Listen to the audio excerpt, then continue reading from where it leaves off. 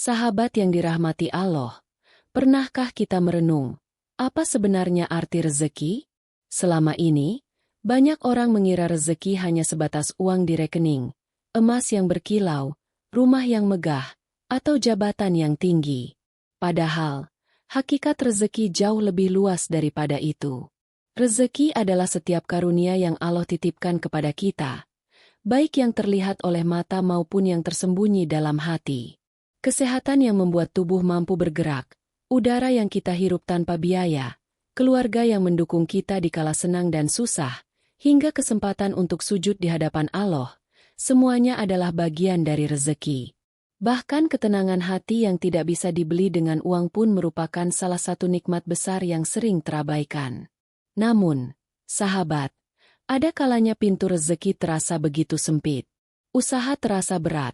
Doa seolah tak terkabul, hati gelisah, dan keberkahan hidup perlahan menghilang. Pernahkah kita bertanya, mengapa hal ini terjadi? Rasulullah Shallallahu Alaihi Wasallam telah memberikan penjelasan yang sangat penting. Sesungguhnya seorang hamba benar-benar akan terhalang dari rezekinya karena dosa yang ia lakukan. Hadis riwayat Ibnu Majah. Hadis ini menjadi peringatan keras. Dosa bukan hanya sekadar catatan buruk di sisi Allah, tetapi ia juga bisa menjadi penghalang turunnya rezeki. Imam Ibnul Qayyim rahimahullah menambahkan, dosa-dosa dapat menutup pintu rezeki, sedangkan ketaatan kepada Allah membukanya. Kalimat sederhana ini sangat dalam maknanya. Betapa sering manusia sibuk mencari cara duniawi untuk memperlancar rezeki, tetapi lupa membersihkan diri dari dosa yang justru menjadi tembok penghalang terbesar. Maka, sebelum kita membahas lebih jauh, mari niatkan hati untuk menjadikan pembahasan ini sebagai pengingat, agar kita bisa lebih banyak bertobat, membersihkan jiwa, dan kembali mendekat kepada Allah. Karena hakikatnya, rezeki bukan semata tentang seberapa banyak yang kita dapat, tetapi seberapa berkah dan bermanfaat nikmat itu dalam kehidupan kita. Sahabat, mari kita buka hati, mari kita buka pikiran. Kita akan menelusuri 5 dosa besar yang menjadi penghalang rezeki. Semoga dengan mengenalinya, kita bisa menghindarinya, sehingga rezeki yang berkah kembali mengalir deras dalam hidup kita. Bismillah, mari kita mulai perjalanan ini. Sahabat, dosa adalah penghalang utama turunnya rezeki. Rasulullah Shallallahu Alaihi Wasallam telah bersabda, sesungguhnya seorang hamba benar-benar terhalang dari rezekinya karena dosa yang ia lakukan. Hadis riwayat Ibnu Majah. Dosa ibarat karat yang menutupi hati. Semakin tebal karat itu, semakin sulit hati menerima cahaya hidayah dan limpahan rahmat Allah. Akibatnya, keberkahan rezeki pun menjauh. Rezeki yang dimaksud di sini bukan hanya berupa materi, tetapi juga ketenangan hati, kesehatan, serta kemudahan dalam urusan hidup. Imam Ibnul Qayyim rahimahullah menjelaskan, dosa-dosa memiliki dampak nyata dalam kehidupan. Ia bisa merusak hati, melemahkan tubuh, menutup pintu kebaikan, mengurangi nikmat, mendatangkan bala, bahkan memutus keberkahan. Ketika rahmat Allah menjauh karena dosa, maka secara otomatis rezeki pun ikut menjauh. Allah Ta'ala memperingatkan dalam firman-Nya, dan apa saja musibah yang menimpa kamu, maka adalah disebabkan oleh perbuatan tanganmu sendiri. Dan Allah memaafkan sebagian besar dari kesalahan-kesalahanmu. Quran Surat Asy-Syura ayat 30. Ayat ini mengingatkan kita bahwa banyak kesempitan hidup sebenarnya berasal dari dosa kita sendiri. Bahkan dosa yang hanya bersemayam di dalam hati, seperti sombong, iri, atau dengki, bisa menjadi penghalang turunnya rezeki. Para ulama salaf pun merasakan hal ini. Salah seorang di antara mereka berkata, "Aku benar-benar mengetahui akibat dari dosaku pada perubahan sikap istriku dan hewan tungganganku." Maksudnya, ketika ia melakukan dosa, Allah menampakkan akibatnya dalam urusan sehari-hari. Rumah tangga menjadi tegang, usaha tersendat, bahkan hal kecil seperti kendaraan sering rusak. Maka, apa solusi agar dosa tidak lagi menjadi penghalang rezeki? Jawabannya adalah dengan memperbanyak istighfar. Allah Ta'ala berfirman melalui lisan Nabi Nuh, alaihi salam. Maka aku berkata kepada mereka, mohonlah ampun kepada Tuhanmu, sesungguhnya Dia adalah Maha Pengampun. Niscaya Dia akan mengirimkan hujan kepadamu dengan lebat, memperbanyak harta dan anak-anakmu, mengadakan untukmu kebun-kebun, dan mengadakan pula di dalamnya untukmu sungai-sungai. Quran Surat Nuh ayat 10-12. Inilah janji Allah. Istighfar bukan hanya menghapus dosa, tetapi juga membuka pintu rezeki dari arah yang tidak disangka-sangka. Maka sahabat, jika hidup terasa sempit, jangan buru-buru menyalahkan keadaan atau orang lain. Bisa jadi ada dosa yang belum kita tinggalkan atau kesalahan yang belum kita taubati. Mari perbanyak istighfar, bersihkan hati, dan jauhi maksiat. Insya Allah, rezeki akan datang dengan cara yang lebih indah daripada yang kita harapkan. Sahabat, salah satu dosa besar yang seringkali diremehkan oleh banyak orang adalah durhaka kepada orang tua. Padahal, ridho Allah bergantung pada ridho orang tua, dan murka Allah bergantung pada murka orang tua. Rasulullah Shallallahu Alaihi Wasallam bersabda, ridho Allah tergantung pada ridho orang tua, dan murka Allah tergantung pada murka orang tua. Hadis riwayat Tirmidzi. Betapa besar kedudukan orang tua dalam Islam. Mereka adalah pintu keberkahan hidup. Doa mereka mampu menembus langit, baik doa kebaikan maupun doa keburukan. Banyak kisah nyata yang membuktikan, seseorang yang mendapatkan doa restu orang tua, hidupnya dipenuhi kemudahan. Sebaliknya, orang yang membuat orang tuanya sakit hati, hidupnya sering terjerat kesulitan. Durhaka tidak selalu berupa kata kasar atau sikap keras. Kadang, hanya sekadar mengabaikan panggilan orang tua, tidak menolong ketika mereka membutuhkan, atau membuat mereka menangis, itu sudah termasuk bentuk kedurhakaan.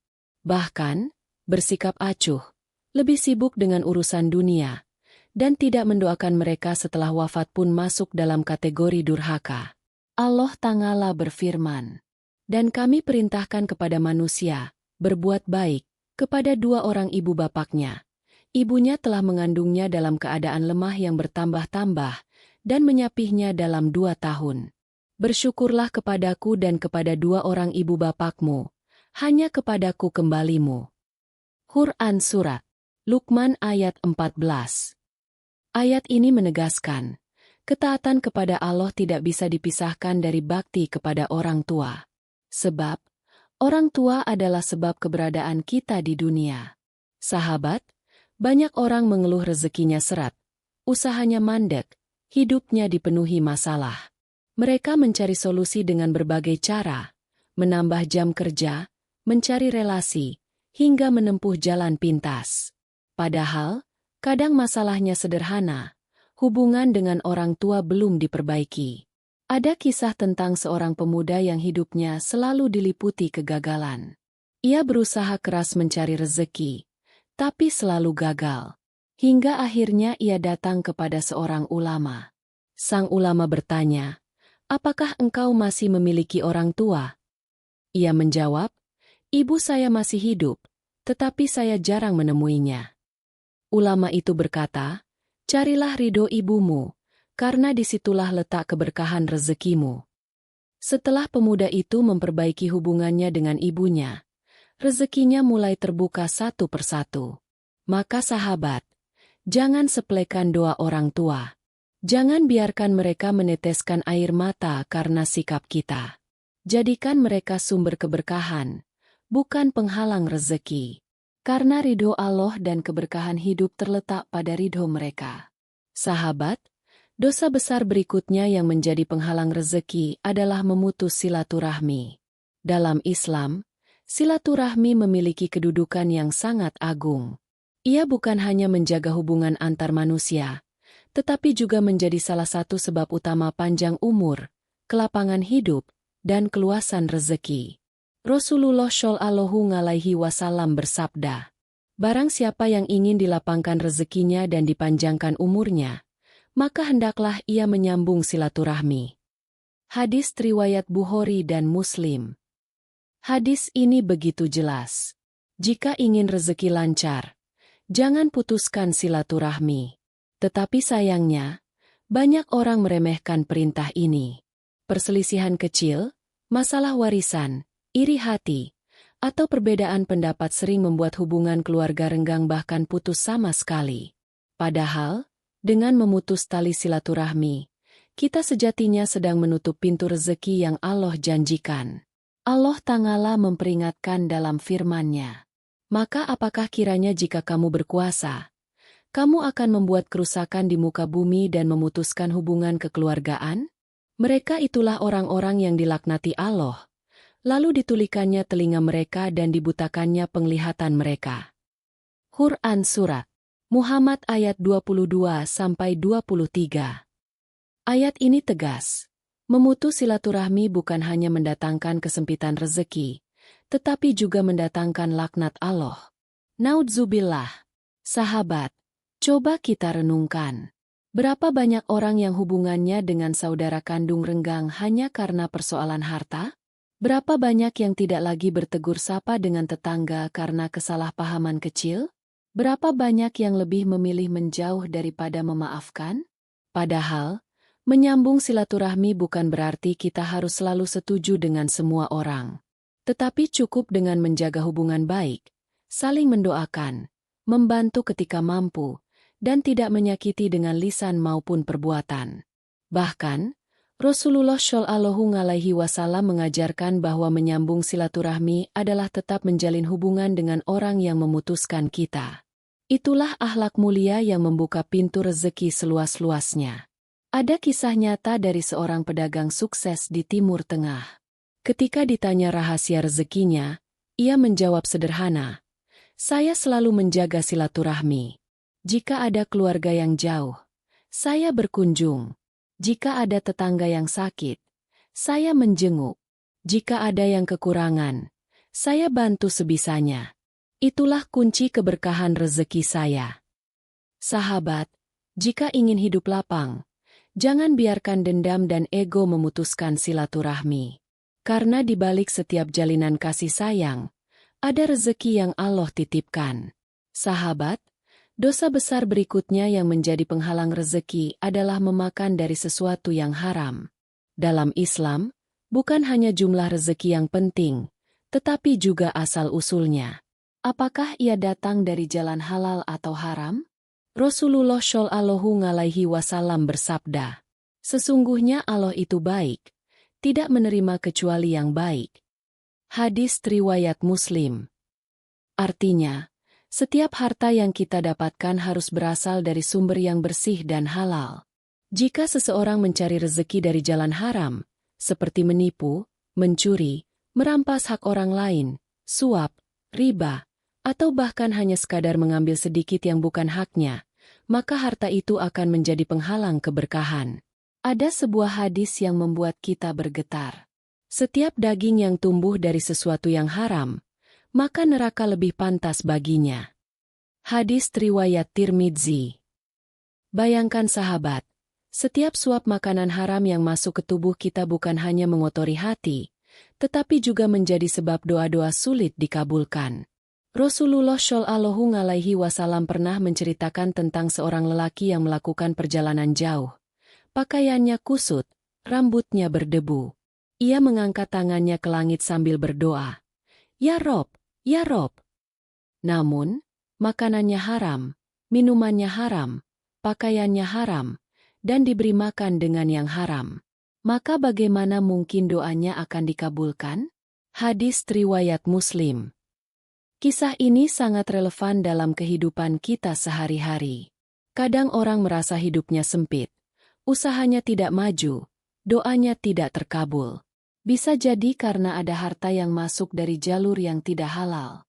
Walaupun tampak kecil, tapi dampaknya sangat besar.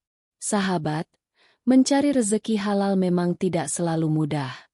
Ada godaan untuk mengambil jalan pintas, ada tawaran menggiurkan tapi syubhat, tidak jelas statusnya. Ada peluang cepat kaya tapi mengandung riba. Namun ingatlah, sedikit yang halal lebih baik daripada banyak tapi haram.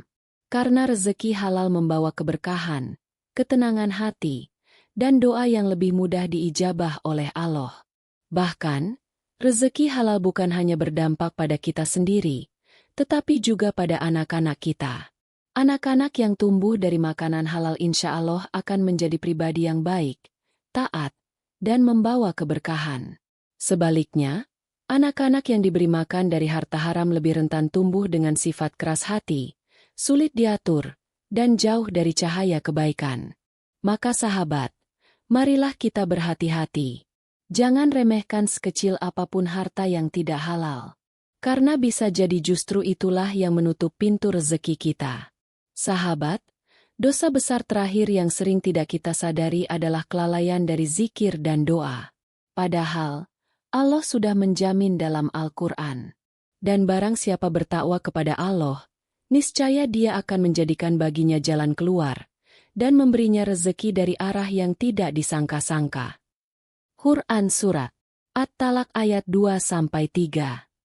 Zikir dan doa adalah kunci utama turunnya rezeki. Dengan zikir, hati kita menjadi tenang, jiwa kita lebih dekat kepada Allah, dan pintu keberkahan terbuka luas. Namun, banyak orang yang sibuk mengejar dunia hingga lupa berzikir. Solat ditinggalkan, doa diabaikan, Al-Quran jarang dibaca. Akibatnya, hidup terasa sempit meski harta melimpah. Rasulullah Shallallahu Alaihi Wasallam bersabda, perumpamaan orang yang berzikir kepada Robnya dengan orang yang tidak berzikir adalah seperti orang yang hidup dengan orang yang mati. Hadis riwayat Bukhari. Bayangkan, tanpa zikir dan doa, hidup kita seperti jasad tanpa ruh. Rezeki mungkin datang, tapi tidak membawa keberkahan. Bahkan, ada kalanya Allah menjadikan harta itu sebagai ujian yang menambah kesusahan, bukan kebahagiaan. Banyak kisah orang saleh yang mengajarkan bahwa zikir dan doa mampu mendatangkan rezeki yang luar biasa. Ada seorang ulama yang selalu mengamalkan istighfar ratusan kali setiap hari. Ia berkata, dengan istighfar, Allah selalu memberi kelapangan rezeki, bahkan dari arah yang tidak aku sangka-sangka. Doa juga memiliki kekuatan besar. Allah mencintai hamba yang berdoa. Bahkan doa itu sendiri sudah menjadi bentuk ibadah. Namun sayangnya, banyak orang baru berdoa ketika ditimpa masalah. Padahal, doa seharusnya menjadi pengiring setiap langkah kita. Sahabat, mari jangan remehkan amalan kecil seperti membaca tasbih, tahmid, takbir, dan tahlil. Jangan biarkan lidah kita kering tanpa zikir. Karena di balik setiap lafaz yang keluar dari hati yang ikhlas, ada pintu rezeki yang bisa terbuka lebar. Jika kita ingin hidup penuh keberkahan, jangan hanya sibuk mengejar dunia dengan tenaga dan strategi. Sertakan Allah dalam setiap langkah. Perbanyak doa, perbanyak zikir, dan yakinlah, rezeki akan datang lebih indah daripada yang kita rencanakan. Sahabat yang dirahmati Allah, begitu banyak pelajaran yang bisa kita ambil. Ternyata, rezeki bukan hanya soal usaha lahiriah, tetapi juga soal hati, amal, dan ketaatan kita kepada Allah. Jangan biarkan dosa menghalangi pintu rezeki. Mari kita perbanyak istighfar, berbakti kepada orang tua, menjaga silaturahmi, mencari rezeki halal, dan tidak pernah lalai dari zikir serta doa. Semoga Allah melapangkan rezeki kita semua, menjadikannya penuh berkah, bermanfaat, dan membawa kita semakin dekat dengannya. Sebelum video ini berakhir, saya ingin mengajak sahabat semua untuk like, share, dan subscribe agar semakin banyak saudara kita yang mendapatkan manfaat dari kajian ini. Jangan lupa aktifkan lonceng notifikasi supaya tidak ketinggalan kisah dan ilmu penuh hikmah berikutnya. Sampai jumpa di video selanjutnya. Wassalamualaikum warahmatullahi wabarakatuh.